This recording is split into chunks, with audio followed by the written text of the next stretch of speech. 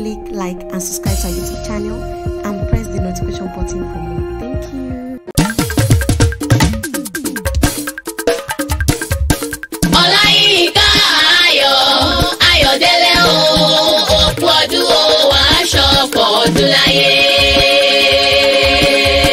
Apata dé olóní ọjọ́ ìbí Ọláyínká mo wòye pé kí n gbẹ́nu dákẹ́ òwúlò ojàre ọmọ olóríire.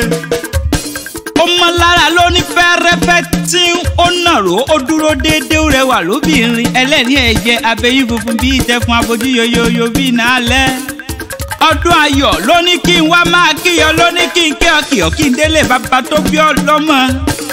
Ìkẹ́rẹ́ Èkìtì níṣẹ́lẹ̀ bàbá rẹ̀.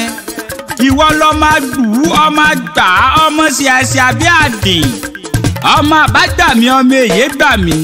Ìwọ lọmọ òkè parapọ̀ sọ́ra dọ́ta. Ìwọ lọmọ òkè rúyọ̀yọ̀ kémi yá àpọ́nà. Ìwọ lọmọ olókè méjì takọtabo olóṣùtọ̀ ọ̀run Ìkẹ́rẹ́ ọ̀rọ̀ lẹ̀ bàbá òkè. Ó sọdún èyí wàá ṣèmí ìsìn lágbára lọ́wọ́ Ọlọ́run ọba. Èèyàn tó bá ní kó o mọ̀ sàmọ́dún ẹ̀yà kàlà ni ó mọ̀ sìnkú wọn. Ẹni tó bá ní kó o mọ̀ pẹ̀láyé ẹ̀yà àṣà ni ó mọ̀ kéde òbútúárì wọn.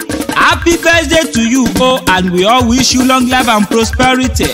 Bóyin bá ṣe tán gbéra ó dínú kókó ogi bá fẹ̀rẹ̀ bòjò bá ṣe tán á gbéra ó dínú sàárẹ̀ tó kọ́lé sí Apataewi. Mo ṣe tán mò ń rebi tá a forí mi sọlẹ̀ sí níbi ojúmọ́ ti mọ́lẹ̀ gbogbo ilẹ̀ kílẹ̀.